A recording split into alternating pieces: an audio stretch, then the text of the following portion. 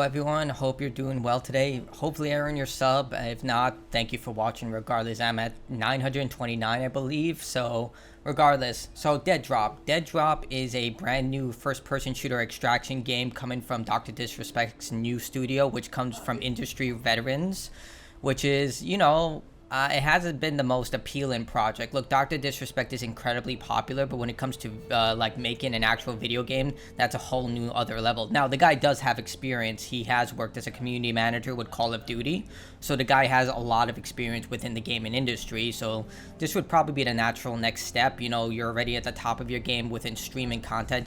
You kind of want to go and broaden your horizons. So Deadrop is a free-to-play first-person shooter. That's an extraction shooter. And unfortunately, it also features NFTs. Now, if you're familiar with CoffeeZilla, Kira TV, Callan Upton, you're probably already familiar with NFTs, non-fungible tokens.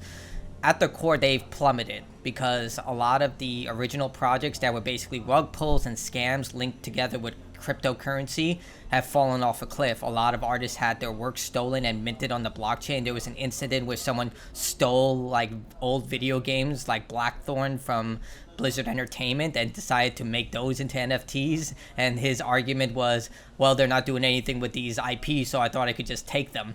So, it just gives you a level of understanding about how these people who indulge into these spheres actually think.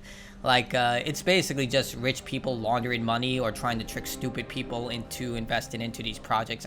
I hate to say it, but that's what it was. Remember the Bored Ape Yacht Club, of how it was being promoted by like Paris Hilton and late night shows like Jimmy Fallon. I know I'm going off on a bit of a rocker. Just wanted to show how much these NFTs were just so worthless, and people try to prop them up as some sort of like, beneficial system for artists, when it turned out it was just a way for people to steal projects. Here's something that, a little life lesson. Whenever a new type of financial system starts to rise up quickly, the first people to adapt to them are criminals or people who are trying to commit crimes. If you look at the Great Depression, after it kind of passed and then suddenly on-phone gambling became a thing where they would call in gambling, first one to adapt that was the mafia.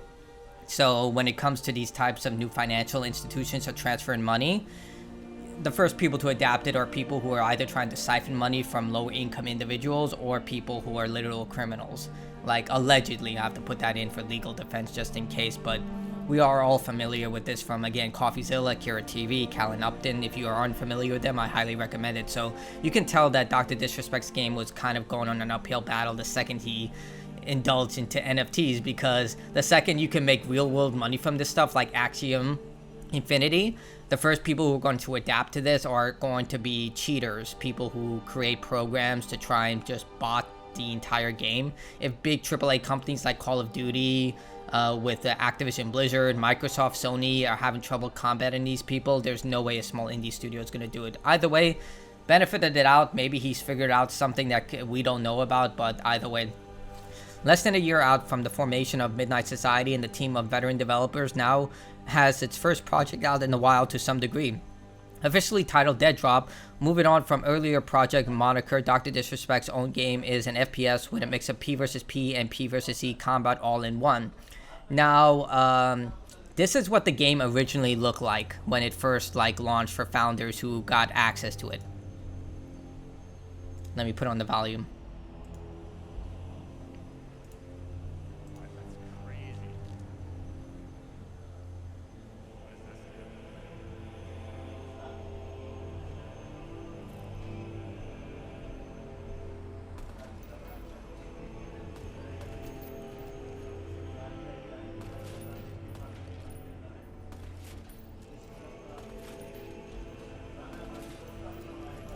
Look, everything I give the benefit of the doubt. This is very, very early access, and you can take any Call of Duty game, any Battlefield game, any Halo game, and in early access it would look like this, but, wasn't exactly the best thing to start off with, in my opinion, but at least they show progress, and that's what counts. And now more information about the game has dropped. Right now, Dr. Disrespect and Tim the Tatman are playing this game live, so I want to show actual footage of the game being played. So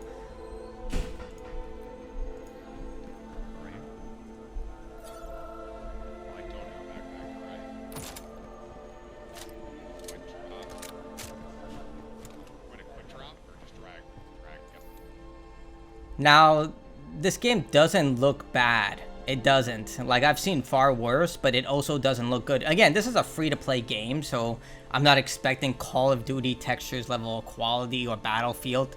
Heck, 2042 does look better than this, and these are all just, you know, placeholders and everything. Obviously, they haven't finished the texture work. Like, that's why everything looks so, like, muddled and bare bones. You don't see anything anywhere.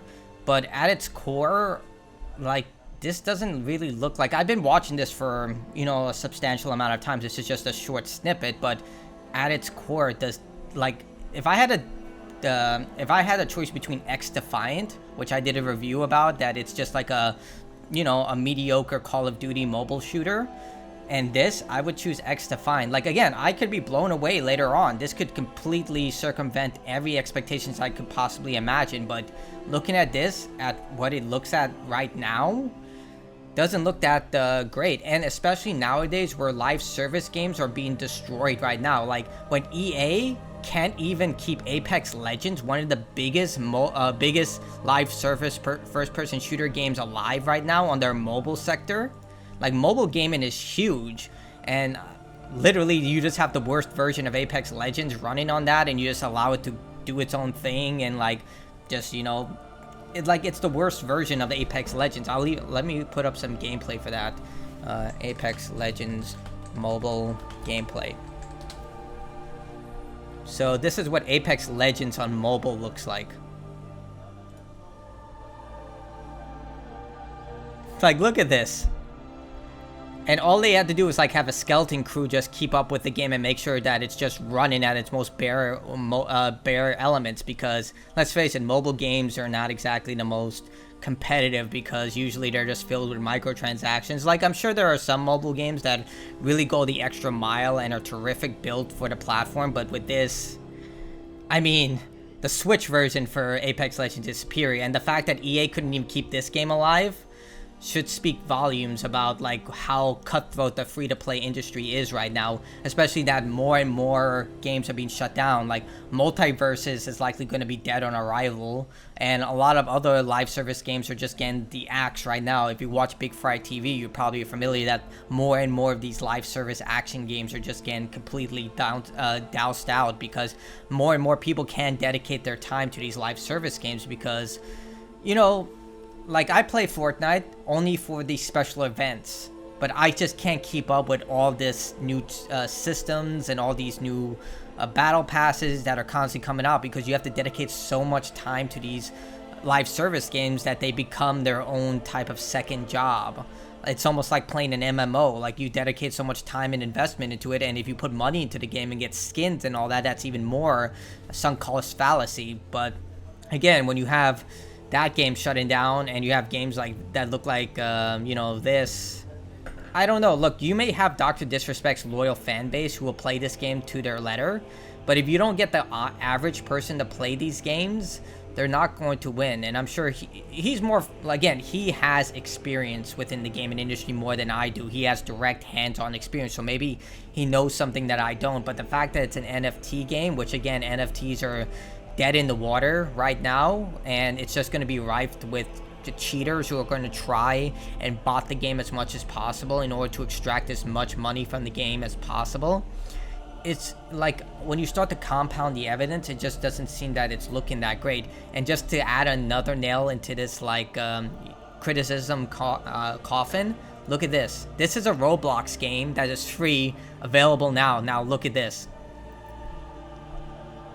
Like, I wouldn't be surprised if someone mistake this for Call of Duty. Like, look at this. Now, if you put this compared to this, which one looks better? And this one is not an NFT game. That's the other thing. Like, yeah, it's not an extraction shooter, but look at it. Like, I'd rather play this than this. Less chances of cheaters and scammers and stuff like that, because you know they're going to be scammers in these games when it comes to real world money. If you don't believe me, look at World of Warcraft or RuneScape. There are a lot of YouTube channels that literally dedicate themselves to just watching like Roblox and other scammers just, like, you know, siphon money from these games by stealing gold from the players. So, you know, that's also another issue you have to look on. I don't know. Like, making a game is such a difficult and financially, like a financially difficult venture that trying to create a viable game in the current climate is going to be not even an uphill battle. It's going to be like the rock bottom vertical slice battle, like the rock bottom vertical pathway life of battle, because you're competing with so many other titles, not to mention Xbox Game Pass, $15 a month, and you can gain access to a lot of different first-person shooters. Heck, Halo Infinite is free. Look, Halo Infinite has had a dry spell with content in the multiplayer department, but would you rather play Halo Infinite or, you know, the game that Dr. Disrespect is playing right now? Or would you like to play like when Battlefield 2042 eventually goes free to play? I think it will later in the future. That would also be another competitor. And again, you have Apex Legends, Fortnite, so many other games. I don't know. I just don't think that this game is going to be viable when it comes out. It'll gain a surge when it comes out and then slowly die, especially with all the other games that are out there. But tell me what you think in the comments below. Maybe I'm totally wrong on this. I like to hear everyone's perspective on this and gain as much information as possible. I just don't see how this game is going to survive in the gaming landscape right now. But, you know, weirder things have happened. You have no idea how things can shift. Maybe this might be the standout game. There's always a degree of probability when it comes to the gaming industry. No one thought that games like Dave the Diver would make 1 million sales in about 10 days. BattleBit, BattleBit, that new Battlefield clone, no one thought that would be a massive success. It was made by 3 people. Huge success. So, weirder things have happened in the life. So, we'll see. Anyway, tell me what you think in the comments below. That's it for me rambling. If you want to support, like, sharing is the best way. Join is available. Super thanks. And I'll see you all later. Goodbye.